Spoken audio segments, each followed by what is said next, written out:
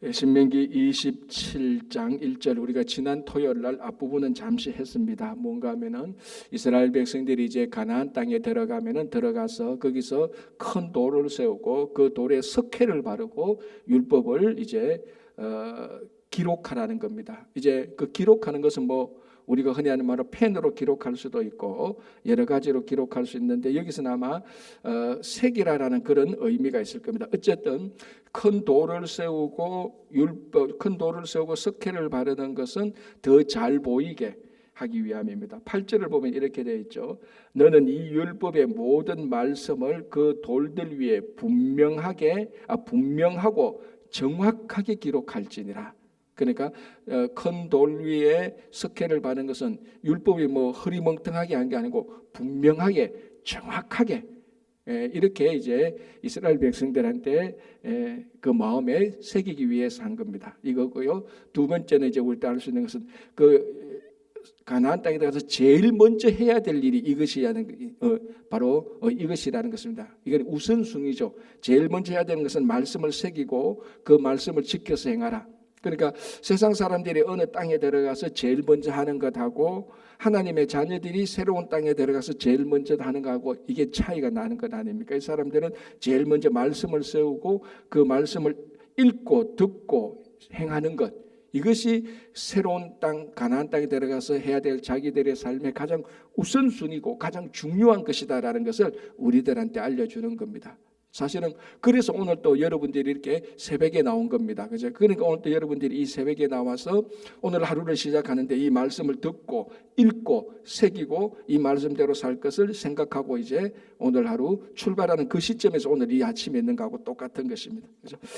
자, 이제 그리고 난 다음에 4절에 가면은 이제 이 말씀을 선포하는데 이 말씀을 저주의 말씀과 축복의 말씀이 이렇게 나누어서 말하는데 저주의 말씀은 에발산에서 선포하고 축복의 말씀은 그리심산에서 선포하라는 겁니다. 그래서 지도를 보면은 그리심산은 남쪽에 있고 에발산은 북쪽에 있고 그 중간에 세겜이라는 도시가 있는데 세겜은 언약을 세웠던 도시입니다. 아브라함이 제일 먼저 가나안에 들어가서 하나님 앞에 제단을 쌓은 것도 세겜입니다. 그리고 이 야곱도 그렇고요. 그래서 이 세겜은 이스라엘 백성들한테 언약의 공동체라는 언약을 세운 그런 도시의 상징이죠. 그래서 세겜산에서 동쪽을 향하면은 오른쪽이 그리심산이고 왼쪽이 에발산이라 그랬습니다. 그러니까 지도로 보면은 에발산은 북쪽에 있고 그리심산은 남쪽에 있죠. 그래서 저주를 선포할 때는 에발산에 올라가서 저주를 선포하고 축복을 선포할 때는 그리심산에 가서 축복을 선포하라. 이렇게 지금 명령이 나오는 겁니다. 거기에 이제 12절 13절에 나오는 거죠. 그래서 그리심산에 올라가서 축복해야 될 지파는 6지파가 나오고 에발산에 올라가서 선포해야 될 지파가 6지파가 나옵니다. 근데 이게 왜 이 누구는 그리심산에 가고 어떤 지파는 에발산에 가느냐, 그 기준이 뭐냐? 사실은 이거는 지금 밝혀진 게 없습니다. 그러나 대체로 보면은 지형적으로 보면은 그리심산에서 축복을 선포하는 6지파는 주로 그리심산 쪽에 가까운 지파입니다. 남쪽에 있는 좀 지파고요. 에발산에서 저주를 선포하는 지파는 주로 북쪽에 있고 요단강 동쪽에 있는 지파.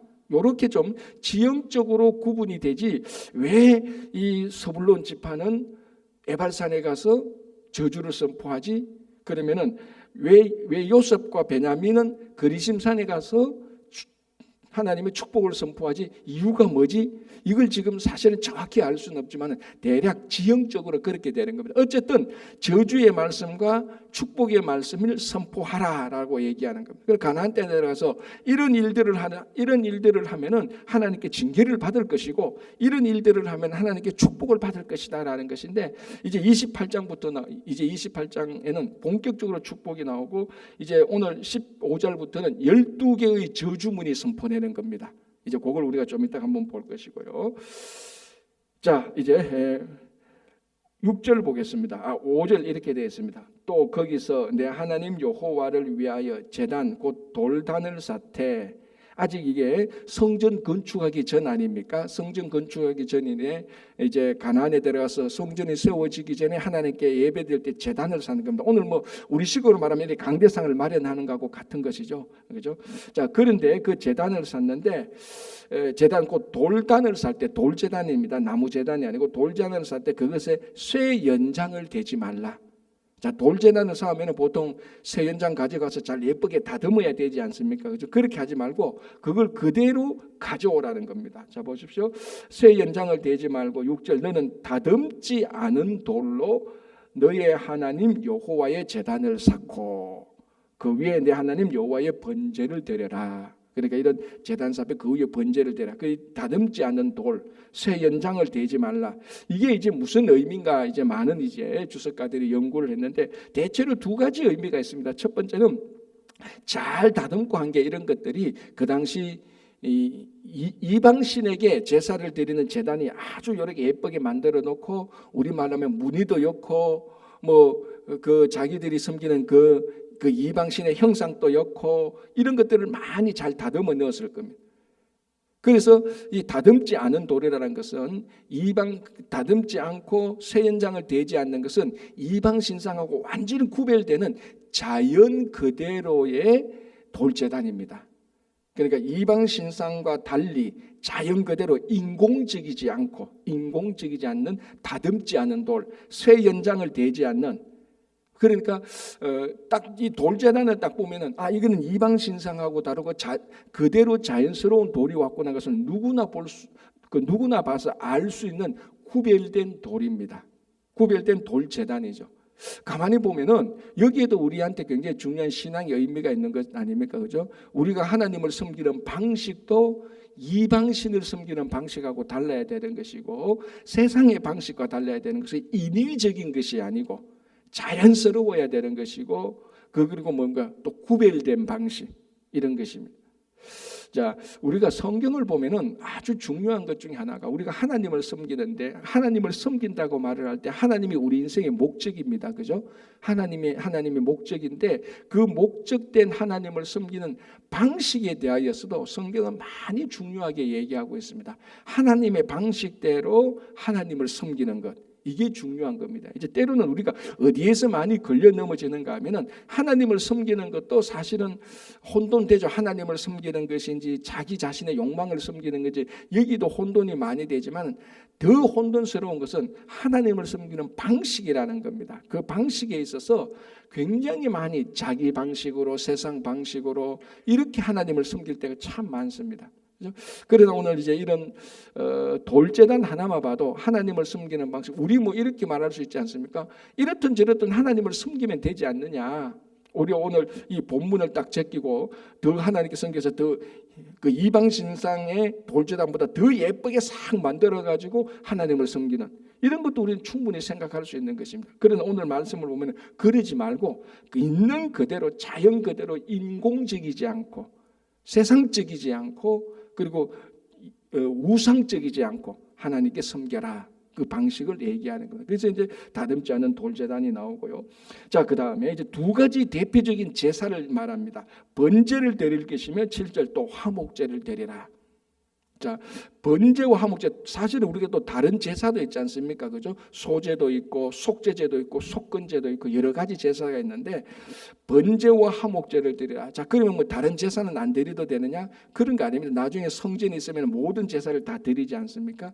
자, 번제와 화목제가 의미하는 것은 번제는 가장 대표적으로 사람이 여호와 하나님께 드리는 제사입니다. 가장 대표적인 거죠. 그러니까 수직적인 제사입니다. 사람이 하나님에게 드리는 제사인데 화목제는 당연히 이거 하나님께 드리는 제사죠. 그러나 화목제의 특징은 뭔가 하면 그 제사를 드리고 남은 예물을 가지고 자기 가족들과 이웃들과 함께 나누어 먹는 제사입니다. 그래서 화목하는 것 아닙니까? 그래서 이 제사를 드려서 하나님과 화목하면 물론이거니와 이 제사의 특징은 수평적으로 자기 동시대의 사람들과 함께 화목하는 제사.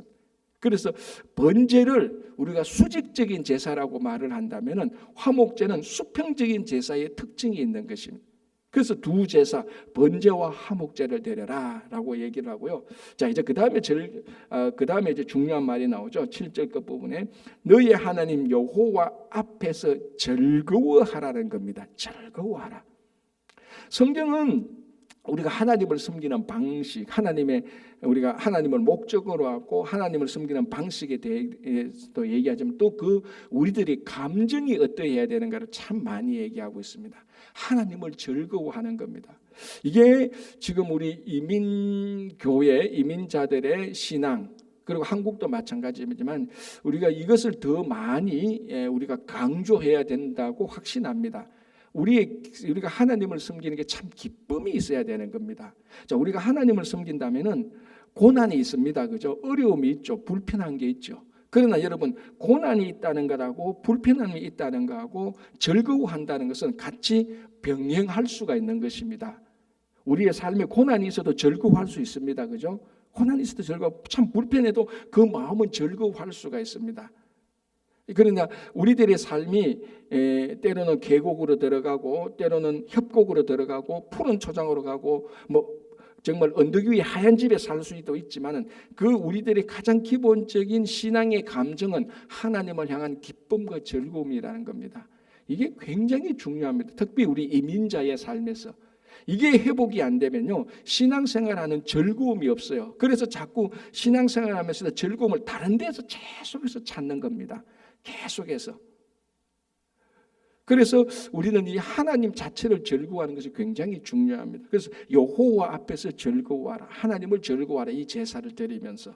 그래서 가나안 땅에 들어가서 하나님 앞에서 제사를 드리면서 즐거워하는 삶, 이 자체가 풍성하게 사는 삶입니다.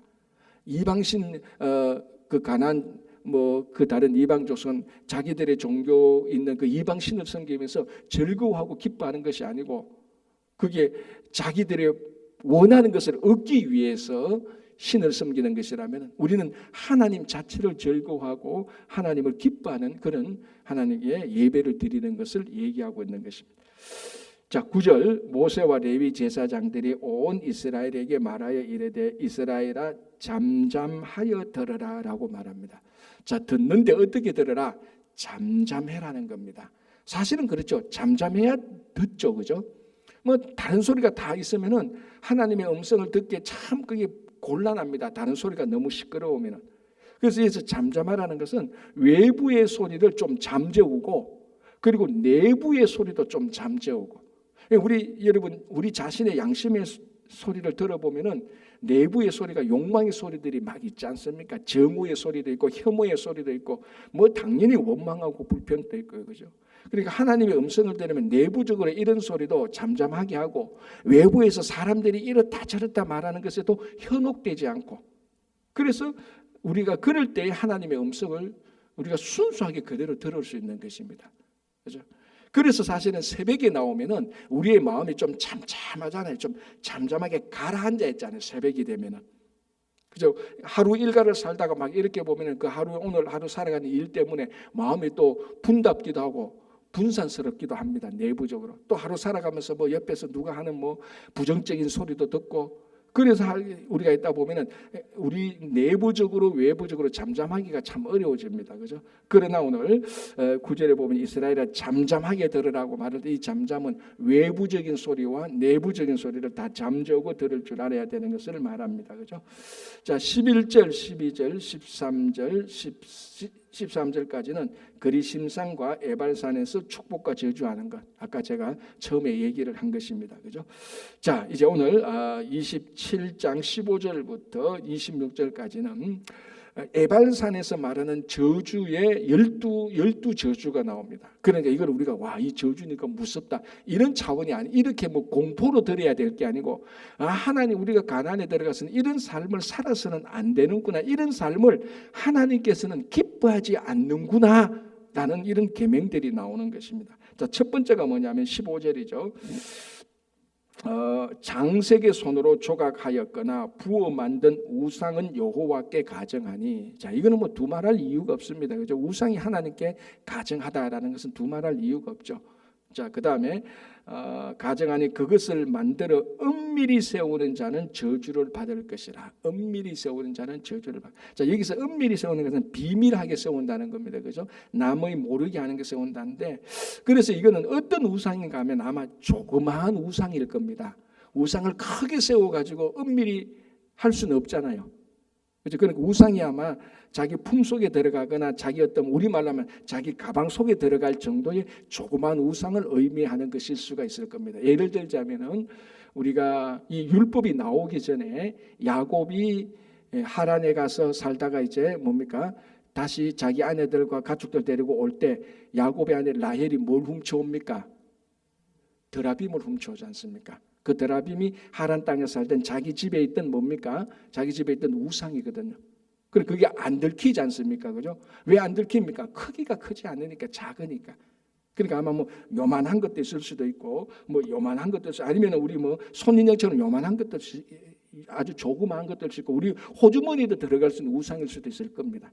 아마 그런 우상을 말하는 겁니다. 그러면은 충분히 가나안에 들어가서 이스라엘 백성들이 큰 우상은 아니고, 어쩌면 우리말로 하면 액세서리 정도의 우상을 만들 수도 있을 겁니다. 액세서리 정도, 조그마한 우상들. 그런 것들을 세우는 자도, 그런 것들을 만들고 세우는 자도 저주를 받을 것이다라고 말하는 것. 그럼 뭐냐면 엄밀히 액세서리와 같은 우상을 가지고 있는 것은 다른 사람은 모릅니다. 자기만 알죠. 그러나 또 누가 알고 있습니까? 하나님이 다 알고 있단 말이에요. 너희들이 아무리 우상을 조그만하게, 사람들한테 들기장에 조그마한 걸 만들어가지고 네 호주머니에, 네 지갑에, 네 가방에 탁 넣어도 하나님은 다 보고 가증하게 여긴다. 저주를 받을 것이다라는 것. 그러니까 이게 우리가 내면적으로 적응하면 우리 내면적으로 우리 마음에 있는 걸 다른 사람이 뭐 알 리는 없지 않습니까? 그러나 이 마음에 있는 것은 나와 하나님은 알고 있는 것입니다. 그래서 내가 진짜로 한평생 하나님을 섬기는 것인지 우상을 섬기는지 하나님은 철저하게 정확하게 다 알고 계신다는 말을 우리가 알 수 있습니다. 그래서 이렇게 우상을 엄밀히 세우는 자는 또는 뭐 숭상하는 자는 저주를 받을 것이다라는 것. 첫 번째고, 여기 첫 번째라는 게 중요하죠. 그러니까 십계명의 첫 번째 계명하고 비슷한 거죠. 맥락이 그죠. 자, 그다음에 뭐가 나옵니까? 16절 두 번째, 그의 부모를 경홀히 여기는 자는. 자, 첫 번째와 두 번째 이 구조를 보시기 바랍니다. 구조는 내용을 보시기 바랍니다. 우리가 십계명을 말을 할 때 십계명 두 개로 되어 있다 그랬지 않습니까? 두 부분으로 나눌 수 있다 그랬죠. 첫 번째 부분은 뭡니까? 하나님을 섬기는 것에 대해서. 두 번째 부분은 뭡니까? 사회관계, 인간관계, 사람과의 관계에서 계명가 아닙니까? 사람과의 관계 계명에서 첫 번째 계명이 뭐였습니까? 내 부모를 공경하라 이런 것입니다. 자, 오늘도 여기 보십시오. 첫 번째 12저주가 있는데 첫 번째 저주는 우상을 섬기지 말라는 겁니다. 쉽게 말해서 하나님을 섬기라는, 하나님을 섬기는 것에 관한 것에 강력한 저주의 계명으로 우상을 엄밀히라도 우상을 섬기지 말라는 것이고, 두 번째는 뭡니까? 사람에 관련된 것이로. 그럼 십계명의 첫 번째 부분과 두 번째 부분을 딱 상징하는 게 먼저 나오죠. 그래서 두 번째 부분은 뭡니까? 내 부모를 공경하라는 것에 그 관련해서 16절, 그의 부모를 경홀히 여기는 자는 저주를 받을 것이라. 그러니까 지금 이게 전부 다 저주 형태로 나오니까 십계명의 첫 번째 부분과 두 번째 부분이 우상을 섬기는 자는 저주를 받고 부모를 경홀히 여기는 자는 저주를 받을 것이다 이렇게 나오는 겁니다. 자, 경홀히 여긴다는 게 가볍게 여긴다, 무시한다는 겁니다. 그죠? 참 그렇게 보면은 우리가 종종 부모를 무시할 수가 있죠. 가볍게 여길 수 있죠. 그죠? 본인이 뭐 꼭 부모 앞에 뭐 욕을 해야 가볍게 여기는 게 아니고, 그죠? 그래서 오늘 여기서 말하는 그의 부모를 경홀히 여기는 자는, 왜냐하면은 제가 십계명 얘기할 때도 얘기했지만 모든 인간 관계의 제 1번이 부모와의 관계입니다. 부모와의 관계 아닙니까? 그죠? 그 부모의 관계에서 틀리는데 사회 인간 관계에서 그게 잘 유지될 수가 없다라는 그 선포가 여기 있는 겁니다. 그래서 그의 부모를 경홀히 여기는 자는 저주를 받을 것이라. 자, 이렇게 전부 다 하면서 뭐라고 말합니까? 첫 번째도 그리고 두 번째도 그 12저주의 계명에 뭐라고 말합니까? 그 부분은 모든 백성은 응답하여 말하되 아멘 할지니라라고 말합니다. 자, 예를 들어서 저주를 선포하는데 가만히 아멘 안 하면은 이게 또 그 동의가 안 되잖아요. 그래서 오늘 12저주를 하면서 너희들한테 이런 저주를 선포한다.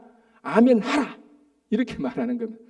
이런 계명이 너희들한테 전달된다. 그래서 너희들이 이렇게 악행을 하면, 하나님과 사람 앞에서 악행을 하면 이런 일들이 너희들에게 일어날 것이다. 아멘으로 대답하라라고 말한, 굉장히 강력한 경고죠, 그죠? 그러니까 우리가 경고를 받을 거는 받으면서 살아가야 되는 겁니다. 자, 세 번째 보겠습니다. 이 계명들이 다 사실은 앞에서 나왔던 거예요, 그죠? 다시 한번 반복하니까 세 번째 17절, 세 번째 계명 17절. 그의 이웃의 경계표를 옮기는 자는 저주를 받을 것이다. 이미 나온 것이지만 경계표는 뭡니까? 이 경계표는 누가 정해놓은 거면 처음에 자, 가나안 땅에 들어가면은 하나님께서 각 지파별로 그 경계를 다 정해 줍니다. 그리고 각 지파별로 경계를 받으면은 또 그 지파별로는 자기 집안이 있지 않습니까? 자기 예를 들어서 뭐 유다 지파의 또 어떤 집안인데 또 집안끼리 그 땅은 어떻게 한다 그랬죠? 혹시 기억납니까? 각 지파별로 땅은 하나님께서 경계선을 다 그어 놓습니다. 그리고 안에 들어가서 어떻게 하면 자기들끼리 제비 뽑아서 또 그 땅을 정합니다. 그러니까 이때 이렇게 해서 딱 정해진 것을 함부로 경계표를 옮겨서는 안 되는 겁니다. 이건 하나님께서 정해 준 것하고 마찬가지거든요. 그런데 여러분 한번 생각해 보십시오. 내가 경계표를 옮기는 것은 어떤 경우에 옮깁니까? 내 땅을 더 줄이려고 옮깁니까? 넓히려고 옮기는 겁니까? 여기서는 내 땅을 줄여서 다른 사람의 땅을 더 많이 하기 위해서 경계표를 옮기는 것이 아닙니다. 내 땅을 더 넓히기 위해서. 그래서 다른 사람의 땅은 좁게 하고 내 땅을 더 넓히기 위해서. 이게 뭡니까? 탐욕이죠, 탐욕. 하나님께서 정해 주신 그 경계표 안에서 만족하고 풍성하게 충분히 살 수 있도록 하나님께서 해 놓으셨는데 거기에 만족하지 않고 거기에 감사하지 않고 경계표를 넓히는 겁니다. 하나님이 정해놓은 인간의 탐욕이 있고 하나님께서 하나님만이 할 수 있는 이 경계표를 사람이 인위적으로 또 하려고 하는 그런 의미가 들어가 있는 겁니다. 그래서 우리는 하나님께서 주신 제한선 안에서 충분히 감사하게 살 수 있고 풍성하게 살 수 있고 거기에 대한 삶이 이루어져야 되는데 그걸 인위적으로 자꾸 확장해서 탐욕을 부리는 자는 저주를 받을지다라고 얘기하는 겁니다. 네 번째, 맹인에게 길을 잃게 하는 자는 저주를 받을 것이다. 그러니까 맹인을 올바르게 인도해야 되는 겁니다. 맹인의 길을 가도록 올바르게 인도해야 되는데 이 길을 잃게 하는 저주를 받는다. 이거 보면은 별거 아닌 것 같은 규례지만 오늘날 우리 교회와 성도들의 중요한 사명을 상기시키는 거죠. 교회와 성도가 영적 어둠에 있는 사람들의 길을 올바르게 인도해야 되는 겁니다. 그런데 그걸 인도하지 못한다면 뭐라고 말합니까? 저주를 받을 것이다. 이게 별거 아닌 계명 같은데 가만히 생각하면 오늘날 교회의 본질적인 사명을 잘 했나 못했나 그거를 묻는 질문하고 똑같은 것입니다. 그래서 우리 어른들 늘 하는 소리에서 친구를 잘 사귀라라고 말하지 않습니까? 친구 잘못 사귀면은 그 나쁜 친구가 나쁜 길로 인도하지 않습니까? 그거하고 똑같습니다. 그래서 우리 교회와 성도가 이 세상을 나쁜 길로 인도하는 것이 아니고 좋은 길로 영원한 생명의 길로 인도해야 되는 겁니다.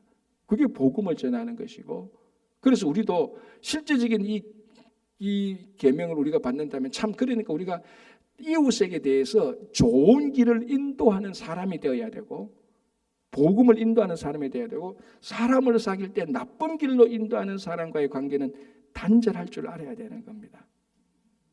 가끔 가다 보면 있지 않습니까? 우리 신앙을 망치게 하는 사람들이 있습니다.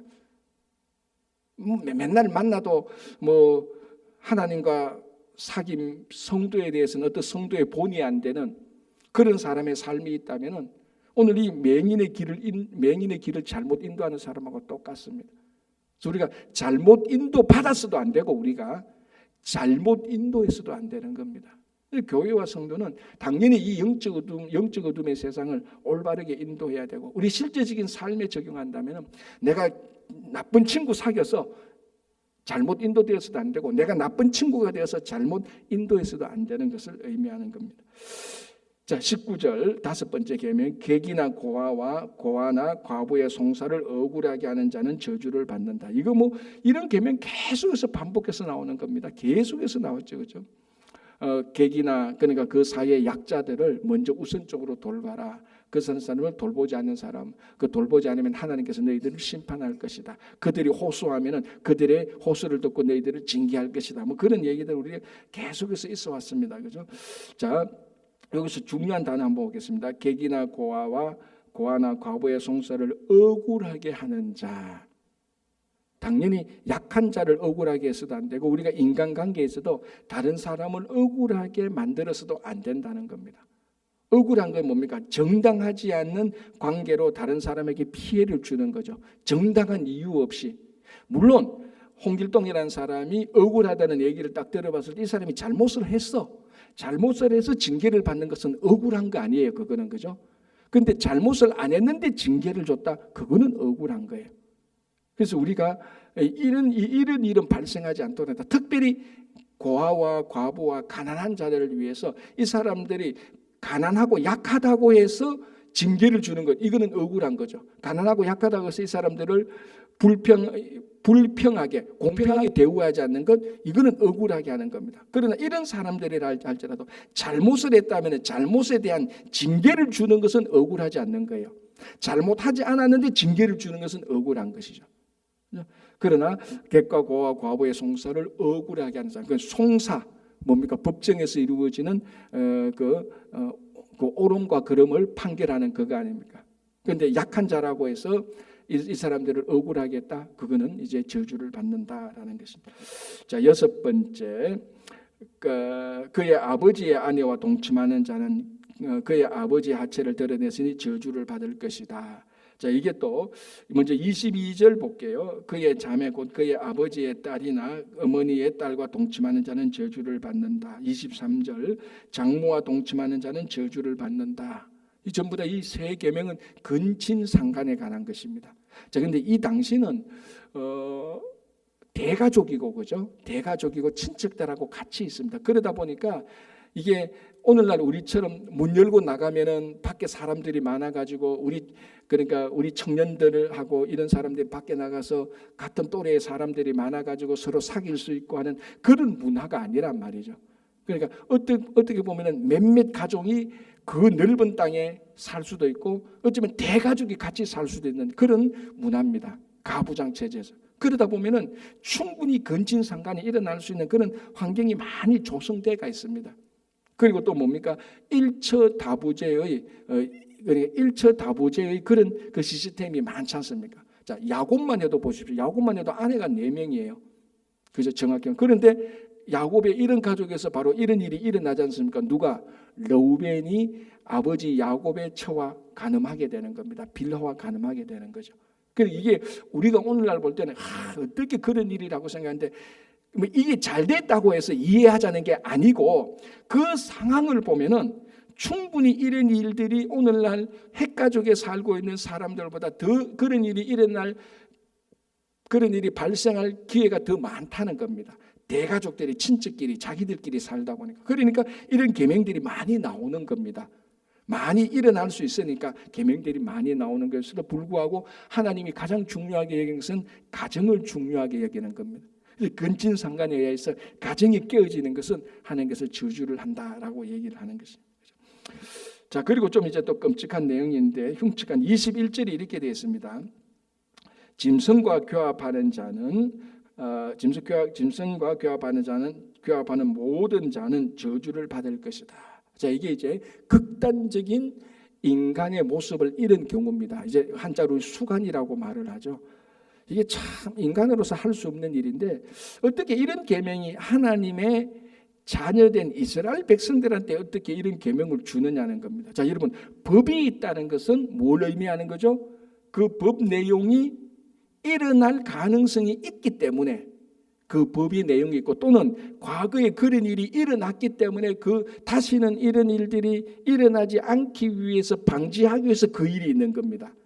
그러니까 이 법이 있다는 것은 법 내용 이런 법이 있다는 것은 이런 일들이 일어날 가능성이나 일어났다는 것을 의미하는 겁니다. 생소한 내용이 아닌 것이죠. 생소한 내용이 아닌 것이죠. 그러면 가나안에 가서 수간하는 것이 우리가 볼 때는 이거 1년에 한번 들을까 말까 하는 이야기들 아닙니까? 생각만 하기도 끔찍한 일인데 왜 이런 계명이 나왔냐면 이게 우상 숭배하고 같이 연관이 있습니다. 자, 가나안에 가면 온갖 종류의 우상들이 다 있습니다. 대표적인 우상들 우리가 나와 있지만요. 실제로 살다 보면은 조그마한 마을에 이상한 토템 신앙, 샤만 것들이 굉장히 많이 있습니다. 이제 그 당시에 우상을 섬기는 이방 신에는 어떤 신들이 있었는가 하면은 신이 짐승의 모양을 하고 이 땅에 나타났다고 생각하는 그런 종교도 있습니다. 그러니까 이 짐승이 신의 모습으로 생각을 하는 거죠. 그러니까 여러분 우리가 창조신앙을 가지고 있다고 창조신앙에서 이런 걸 들으면은 이거는 말이 안 되는 겁니다.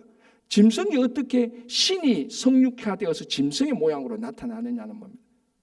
그런데 우상은 그렇게 믿고 있다. 그리고 실제로 다른 민족과 많은 나라의 건국설화를 보면 이런 비슷한 내용들이 실제로 많이 있어요.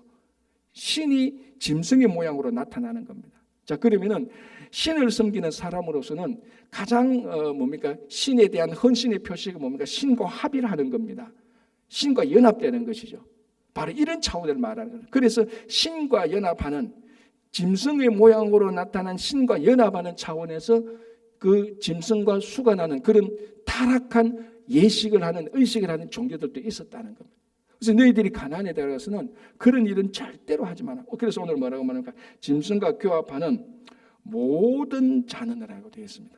자, 여기 한번 보십시오. 자, 예를 들어서 19절 보겠습니다. 객이나 고아나 가부의 송사를 억울하게 하는 자는 저주를 받을지라. 요거하고 짐승과 교합하는 모든 자는 저주를 받을. 뭐가 더 포함되어 있습니까? 모든 자. 예를 들어서 아까 객이나 고아나 가부의 송사를 억울하게 하는 모든 자 해도 괜찮은데 모든이란 뺍니다. 그러니까 뭔가 하는 21절의 수간에 대해서는 더 강조를 하고 있습니다. 수간하는 모든 자는 예외 없이 한 명도 빠지 않고 다 저주를 받을 것이다 라고 하는. 이게 강력한 우상 숭배의 특징이니까 그렇습니다. 그러니까 다른 신과 연합하기 위해서 수간하는 자는 다 저주를 받게 하죠. 강력한 하나님을 섬기는 그런 의미를 말하고 있는 것입니다. 그래서 이런 내용이 나오는 겁니다. 그죠? 자, 24절 보겠습니다. 이게 10번째 계명인데요. 그의 이웃을 암살하는 자는 저주를 받을 것이라. 이건 뭐 우리가 설명 안 해도 안 되겠습니까? 그죠? 살인하는 자는 당연히 저주 받죠. 그리고 25절 무죄한 자를 25절 11번째 계명입니다. 무죄한 자를 죽이려고 뇌물을 받는 자는 저주를 받는다. 이게 우리가 말하면 살인 청부업하고 같은 것입니다. 그죠? 우리 일상생활에서는 잘 없지만 드라마나 이런 거 보면은 뭐 범죄 영화 보면 이런 일들이 많이 일어나지 않습니까? 살인 청부하는 사람도 이런 것도 다른 사람 죽이려고 돈 받고 사람 그 무죄한 자를 죽이는 이런 것도 저주를 받을 것이다라고 말하면 이런 일도 그 당시 사회에서는 뭐 자주는 아니겠지만 분명히 일어났다고 얘기하는 겁니다. 자, 마지막 12번째 저주 계명 26절입니다. 이 율법의 말씀을 실행하지 아니하는 자는 저주를 받을 것이다. 그러니까 앞에서 1번부터 11번까지 그죠? 이거를 다 이렇게 일을 하는 자는 또 그렇게 실행하지 않는 자, 이걸 지켜야 된다. 당연히 이것을 안 지키는 자는 저주를 받을 수밖에 없죠. 그러나 이것을 더 넓게 해석하면 하나님께서 우리들에게 주시는 모든 말씀을 지키지 않는 자는 저주를 받을 것이다 라는 강력한 메시지입니다. 그러니까 아까 27장 1절에 27장 앞부분에 제일 먼저 뭐라고 말했습니까? 너희들이 약속의 땅에 들어가거든 제일 먼저 해야 될 게 뭡니까? 말씀을 새기고 그 말씀을 지킴으로 시작해라. 그리고 오늘 27절 부분에 이 말씀을 지키지 않는 자는 저주를 받을 것이다. 그런데 철저하게 가나안 사람들이 이스라엘 사람들이 가나안에 들어가서 철저하게 지켜야 될 것은 이 말씀을 지키라는 것입니다. 굉장히 강력한 말씀의 종교를 얘기하고 있습니다. 그래서 오늘도 우리가 이 말씀을 듣고 우리가 혹시 혼돈될 때거나 낙담될 거나 다시 우리가 그런 경우에 말씀을 다시 상기해서 위로도 얻고 힘도 얻고 무엇을 해야 될지 여러분들의 우리들의 삶을 판단하는 참된 기준이 이 하나님의 말씀이 되시기를 바랍니다. 기도하겠습니다. 하나님 아버지 감사합니다. 오늘도 이 아침에 저희들 나와서 말씀을 듣고 하루를 시작합니다. 주님, 오늘도 우리들에게 우리들의 결단한 이 말씀이 우리들에게 큰 힘과 위로와 용기가 되게 하여 주시옵소서. 주님, 우리 친구교회를 지켜주시고 교회가 해야 될 또 여러 사역들, 선교 바자회와 또 우리 추수감사주의를 맞이해서 친구 초청잔치 여러 사역들 함께 하시고 특별히 우리 유스그룹과 우리 어린아이들 돌보는 유치부 교육자를 위해서 기도합니다. 우리 이민사회에 교육자가 많지 않은 이 상황 가운데서 저희들이 기도하오니 주님, 우리 자녀들에게 합당하고 좋은 교육자를 주님께서 준비한 교육자를 저희들에게 보내주셔서 우리 자녀들을 말씀과 기도로 잘 양육할 수 있도록 인도해 주시옵소서. 특별히 또 기도하옵기는 우리 가운데 몸이 연약하신 분들이 있습니다. 몸에 고통 가운데 있는 분들이 있습니다. 수술을 기다리고 있고 수술 이후에 또 회복 중에 있는 분들도 있습니다. 그들의 육신을 주님께서 치유해 주시고 육신뿐만 아니라 그들의 연약한 마음, 심령,